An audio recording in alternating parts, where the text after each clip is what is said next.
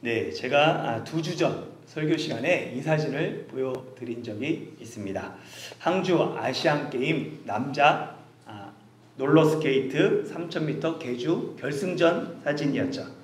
당시 한국의 마지막 선수가 승리를 환호할 때 이 대만의 황휘린 선수는 끝까지 포기하지 않고 마지막 왼발을 내밀어서 0.01초 차이로 우승했어요. 그리고 그때 인터뷰할 때 이렇게 얘기했죠. 상대가 축하하는 순간 나는 끝까지 싸우고 있었다는 것을 알려주고 싶었다라고 얘기합니다. 그래가지고 스포츠는 끝날 때까지 끝난 것이 아니다라는 진리를 사람들에게 일깨워줬어요. 이렇게 금메달을 목에 걸고 금이 환영한 이 황희인 선수가 지난 13일 대만 타이난에서 열린 전국체전에서 또 한 번 화제의 주인공이 됩니다. 보시면 롤러스케이트 남자 1000m 결승전이었어요. 왼쪽에 있는 파란색 유니폼을 입은 선수가 승리를 확신하며 두 주먹을 불끈 쥐고 뒤따르던 선수가 끝까지 포기하지 않고 역시 왼발을 쭉 내밀게 됩니다. 이 경기도 마지막에 왼발을 내민 선수가 0.03초 차이로 금메달을 따게 되죠. 이 사진이 한국 언론에 회자된 이유는 미리 두 주먹을 불끈 쥔 저 파란색 유니폼 선수가 황희린 선수이기 때문에 그래요. 13일 전에, 그러니까 11일 전에 끝까지 포기하면 안 된다라는 스포츠 정신의 본보기가 됐던 그 선수가 얼마 후에 부정적인 이렇게 하면 안 된다라는 반면 교사가 되었습니다. 저는 이 기사를 보면서 고린도전서 10장 12절 말씀이 생각났어요. 그런즉 선줄로 생각하는 자는 넘어질까 조심하라. 내가 뭔가 이뤘다고 생각하는 그 순간, 그때가 가장 조심해야 될 때입니다. 한순간의 방심이 지금까지의 모든 고생을 다 물거품으로 만들 수 있어요. 요셉의 이야기도 마찬가지입니다. 형들에게 요셉이 이집트로 팔린 이후 요셉의 인생은 이생망이에요. 이생망은 이번 생은 망했다라는 이 말의 준말이죠. 자신이 통제할 수 없는 끔찍한 사건들이 불행들이 연속되면서 요셉은 생각할 수 있어요. 내 인생은 어차피 망했어. 난 철저히 실패했어. 내게 남은 건 절망뿐이야. 하나님을 원망하며 사람들을 원망하며 이생망을 외쳐야 될 상황입니다. 그런데 요셉은 과거를 후회하고 현재를 원망하며 미래를 절망하지 않습니다. 요셉은 어떤 위치나 신분에서도 한결같은 삶을 살아갑니다.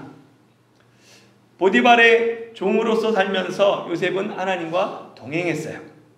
감옥에 갇혔을 때도 죄수지만 요셉은 하나님과 동행하는 삶을 살았습니다. 요셉의 그 자리가 사람들이 부러워하는 최고의 자리가 아니에요. 오히려 비참한 자리입니다. 누구나 가기 싫어하는 자리예요.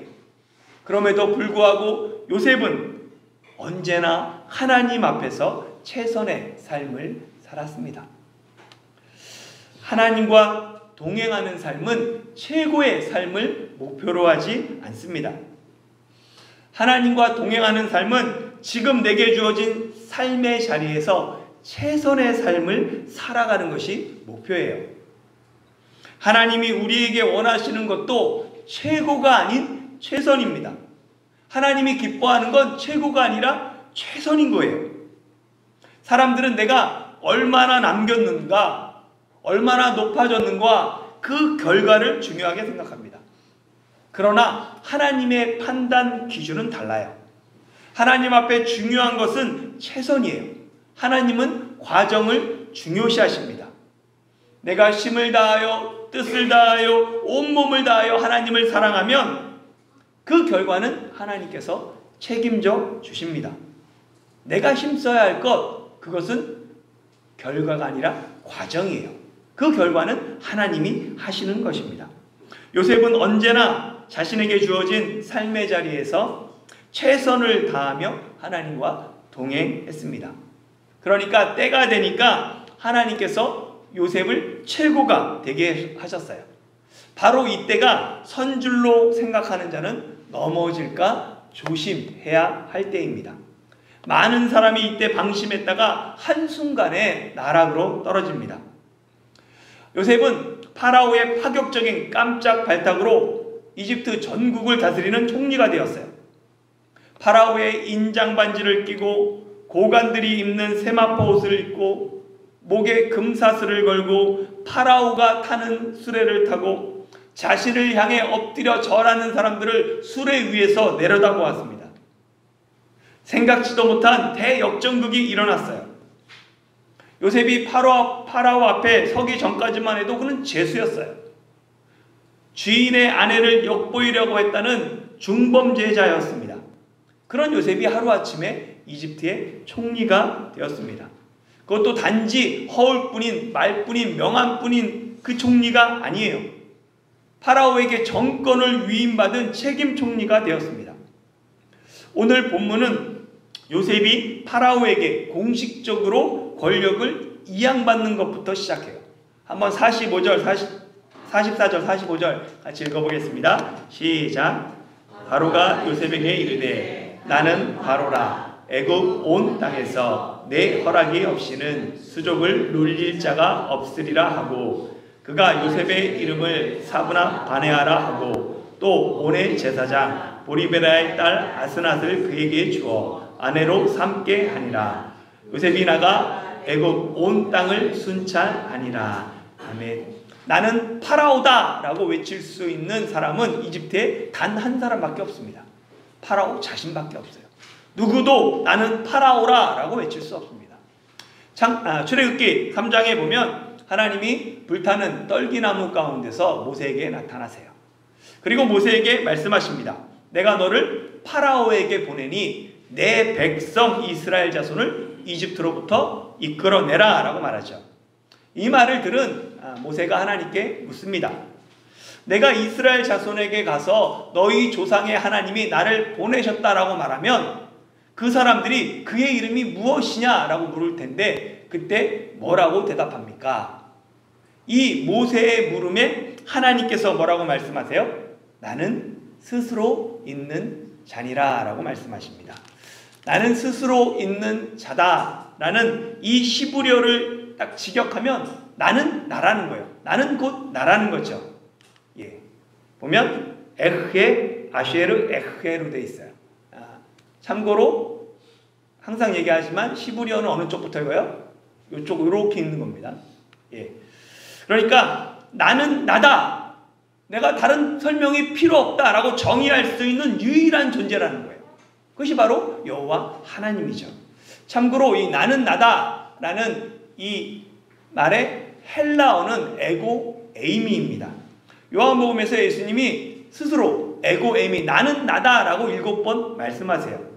이를 통해 우리는 예수님이 바로 나는 나다라고 정의할 수 있는 하나님의 아들 성자 하나님이시다라는 사실을 알게 됩니다. 나는 파라오다라는 말, 이집트의 유일한 통치자, 왕이다, 절대자다라는 자기 선언입니다. 그래서 파라오의 이름으로 선언된 말은 곧 법이었어요. 파라오가 자신의 이름을 걸고 선포하면 공식적인 법적 효력이 생겼습니다. 그래서 파라오가 요셉을 총리로 임명하면서 얘기하는 거예요. 나는 파라오라. 내가 파라오의 이름으로 내게 공식적으로 선언한다. 이집트의 온 땅에서 내 허락 없이는 수족을 놀릴 자가 없다라고 공식적으로 선언한 것이죠. 파라오는 이집트의 모든 행정을 요셉의 허락하에서만 진행될 수 있도록 요셉에게 정권을 허락합니다. 이제 이집트에서 파라오 외에는 어떤 사람도 요셉의 허락 없이는 함부로 자기 손발을 놀릴 수 없었어요.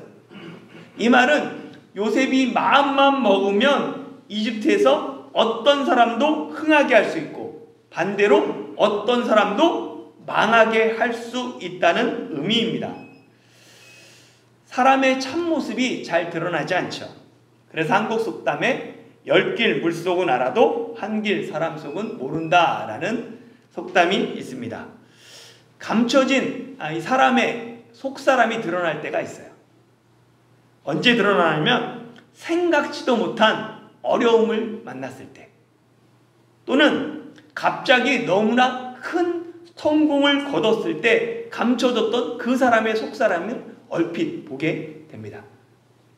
요셉이 자신에게 갑자기 생긴 이 큰 힘을 어떻게 사용하냐에 따라 요셉이 어떤 사람인지가 드러나는 거예요.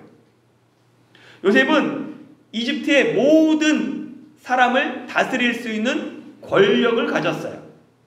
그리고 이집트의 제사장 딸과 결혼함으로 안정적인 가정을 이뤘습니다. 갑자기 없던 힘도 생기고 지위가 올라가면 대부분 사람들이 목이 뻣뻣해지죠. 굳어져요. 어깨가 들썩들썩하죠. 이전에는 성실하게 살았어요. 겸손한 모습을 보였어요. 그러나 힘이 생기면 교만해집니다.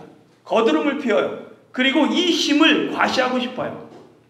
준비되지 않은 사람이 지도자가 되면, 목표가 없는 사람에게 큰 권력이 생기면 대부분 그 힘을 오용하거나 남용합니다. 그래서 지도자 한 사람으로 인해 기업이 어려움을 겪고 나라가 위기에 처하기도 하는 거예요. 그런데 요셉은 변함이 없습니다. 총리가 된 요셉이 제일 먼저 한 것 보세요. 파라오 앞을 떠나 온 이집트를 순찰하는 것이에요. 사실 이게 아무것도 아닌 것 같은데 요셉이 파라오 앞을 떠나 이집트를 돌아다니는 거 정말 쉬운 일이 아닙니다. 요셉이 자신의 권력을 공고하기 위해서는 파라오 곁을 떠나지 말아야 돼요. 하루아침에 생긴 권력은 하루아침에 무너질 수 있어요. 그렇기 때문에 권력의 속성을 이해하면 요셉의 우선순위는 파라오 곁에 있어야 돼요. 파라오의 비율을 맞추며 그의 눈치를 살펴야 됩니다. 권력이 어떻게 이동될지, 그 마음이 어떻게 될지 계속해서 살펴봐야 돼요. 그런데 요셉은 자기 권력이 아닌 사명에 초점을 맞춥니다. 앞으로 닥칠 나라의 위기를 대비하기 위해서는 집무실에만 앉아 있을 수가 없어요. 파라오의 눈치만 보고 있을 수 없습니다. 실제 이집트 온 땅을 순찰하며 준비하고 확인하고 계획하고 조사해야 되는 거예요. 한번 46절부터 49절 같이 한번 읽어볼까요? 시작. 요셉이 애굽 왕 바로 앞에 설 때에 30세라. 그가 바로 앞을 떠나 애굽 온 땅을 순찰하니 7해 풍년에 토지 수출이 심히 많은지라.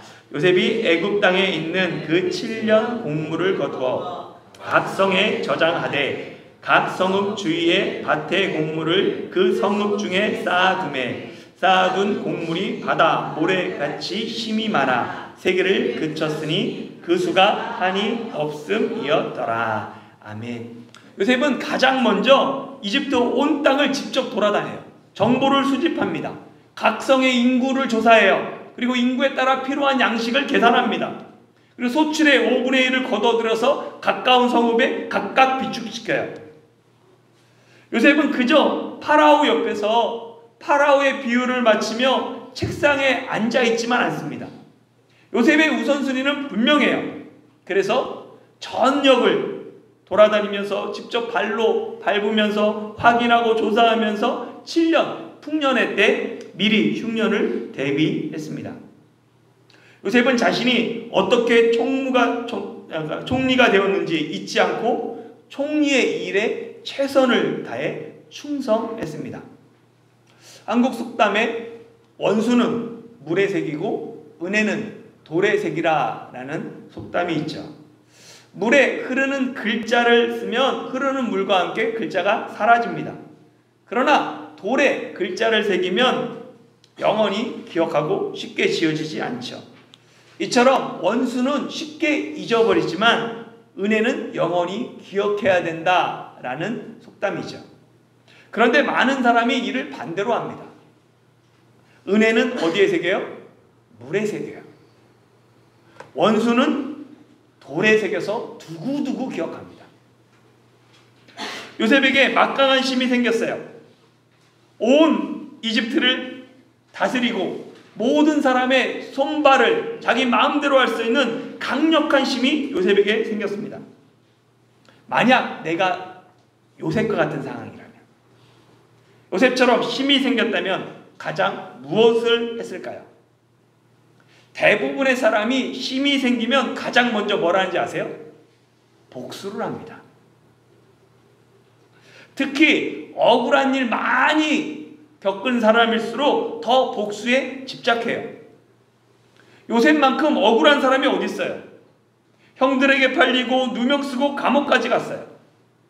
우리가 요셉 같은 상황이면 얼마나 일을 잘했겠어요. 내가 지금까지 힘이 없어서 당한 거야. 내가 힘만 있었어 봐. 내가 돈만 있었어 봐. 요셉에게 힘이 생겼다는 소식은 여러 사람들에게 두려움을 줍니다. 아내의 말을 듣고 요셉을 감옥에 넣었던 보디발, 여주인과 한편이 되어서 요셉을 모함하는 데 앞장섰던 보디발의 집사람들, 요셉의 복수가 걱정스럽죠. 요셉을 노예로 팔았던 상인들도 혹시 불똥이 자신들에게 튈까봐 불안합니다. 조마조마해요. 요셉이 총리가 되었다는 소식에 가장 혼비백산한 사람은 누가 뭐래도 보디발의 아내죠. 보디발의 아내는 이제 죽은 목숨과 마찬가지입니다. 요셉이 마음만 먹으면 언제든지 복수할 수 있어요. 매일매일 두려움에 떨어야 합니다. 그런데 요셉은 보디발의 아내에게 복수하지 않습니다. 요셉은 보디발의 아내뿐만 아니라 그 누구에게도 복수하지 않아요. 요셉은 원수는 물에 새기고 은혜는 돌에 새깁니다. 원수에 신경 쓸 시간이 없어요. 지금 파라오가 자신을 믿고 맡긴 그 임무를 완수하기 위해서는 그런 것들을 돌아볼 시간조차 없습니다. 요셉은 복수가 아닌 은혜를 선택해요. 요셉은 복수가 아닌 용서를 선택합니다. 그래서 요셉은 첫째 아들을 낳고는 이름을 므낫세라고 지어요. 므낫세는 잊어버림이라는 뜻입니다. 므낫세가 태어날 때 요셉은 하나님이 나의 지난 모든 과거의 고난과 아픔을 모두 잃어버리게 하셨다라고 고백합니다. 잊어버림이 용서예요. 상대를 용서했다는 말은 실제로 그의 잘못과 죄를 용서하고 잊어버렸다는 거예요. 잊어버리지 못하면 용서가 되지 않습니다. 하나님이 우리를 용서하셨다는 그 말씀은 우리의 죄를 기억하지 않고 잊어버리셨다는 거예요. 만일 내가 기도할 때마다 하나님이 너 저번에 지은 죄 내가 다 기억하고 있다 라고 말씀하신다면 하나님이 내 죄를 용서한 거예요? 아니죠. 용서한 것이 아닙니다.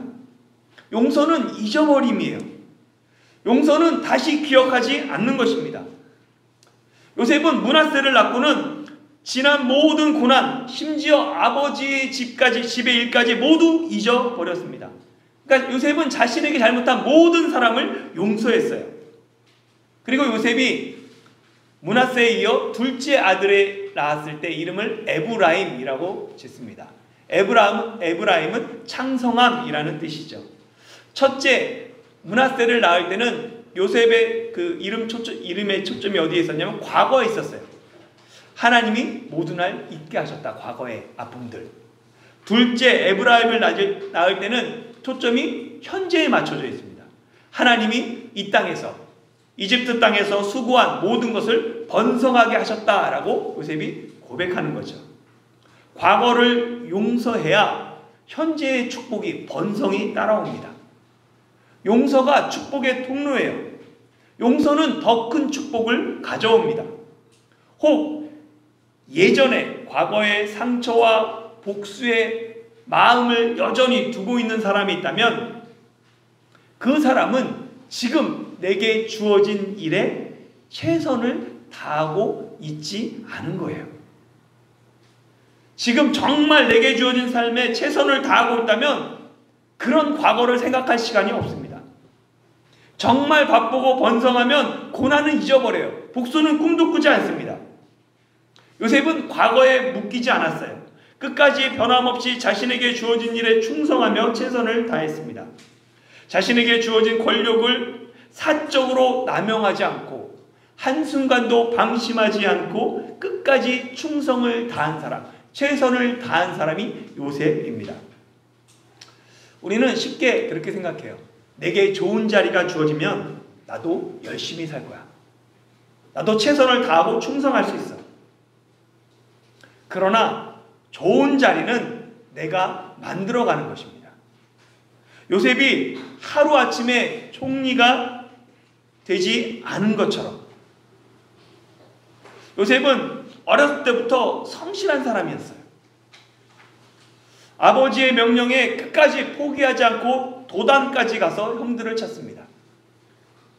보디발의 집에서도 감옥에서도 언제나 변함없이 최선을 다했습니다.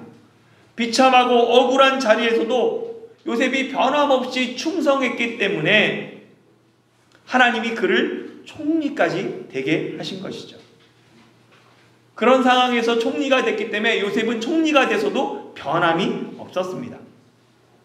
미래의 내 자리는 오늘의 내가 지금 만들어 가는 것이에요. 지금이라도 하나님께 쓰임받고 싶다면 오늘 내게 주어진 자리에서 누가 알아주든 누가 알아주지 않든 최선을 다해야 합니다. 하나님 앞에 서서 살아가야 하죠. 인생의 위기는 준비해야 될 때 준비하지 않았기 때문에 생기는 것이 대부분이에요.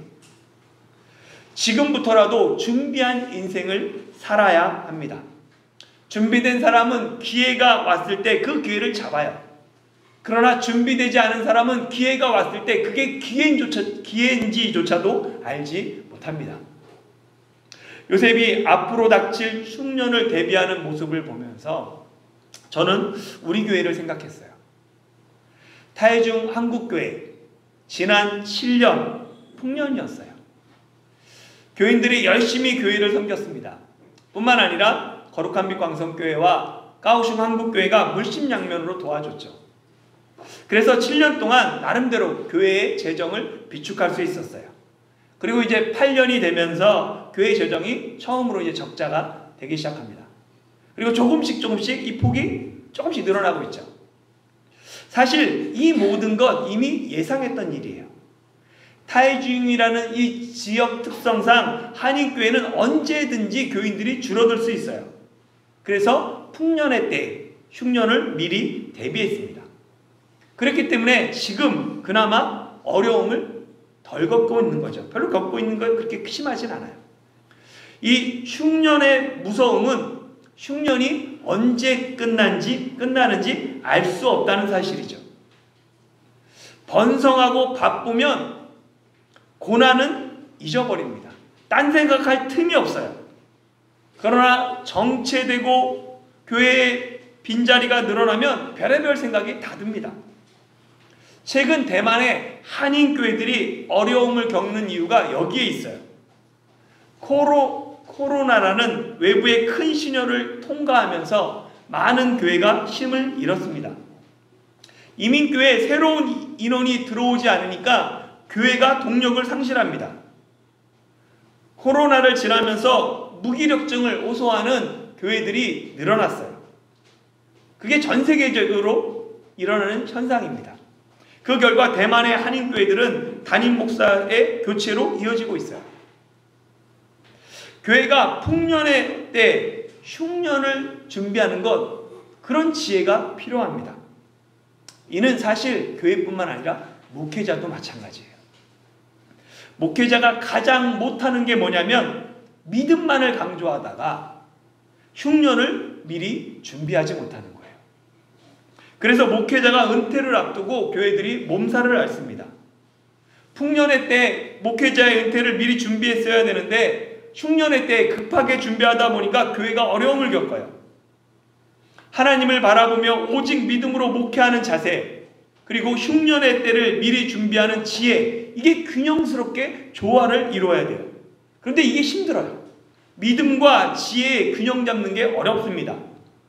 그러나 쉽지 않아도 계속해서 시도하고 노력해야 합니다.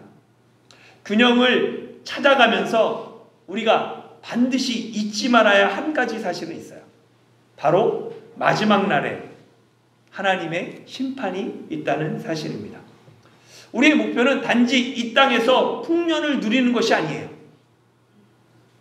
하나님 나라를 기억하며 심판의 날을 대비하며 늘 깨어있는 자세가 필요합니다. 그래서 종말신앙은 주님이 다시 온다는 이 사실은 언제나 강조되어야 합니다. 마지막으로 이집트 땅에 7해 풍년이 끝나고 요셉이 말한 것과 같이 7해 흉년이 시작되었습니다. 흉년이 이집트 땅에만 국한된 것이 아니었기에 각국에 기근이 있었어요. 그러나 흉년을 미리 대비한 이집트 땅에는 양식이 있었죠. 이 양식을 얻기 위해 백성들은 파라오에게 나갑니다. 그래서 파라오에게 도움을 요구해요. 그러나 세상의 왕인 파라오가 이 문제를 해결할 수 있는 것이 아닙니다. 파라오는 자신에게 와서 부르짖는 백성들에게 하나님의 사람 요셉에게 가라라고 말합니다. 결국 이집트에 굶주린 백성들과 각국의 백성들이 양식을 얻기 위해 요셉에게 나옵니다. 그리고 그들을 향해 요셉은 모든 창고 문을 열고 양식을 팔게 되죠. 사랑하는 성도 여러분, 우리 타해중 한국교회가 흉년의 때 굶주린 사람들에게 창고를 여는 교회가 되기를 바랍니다.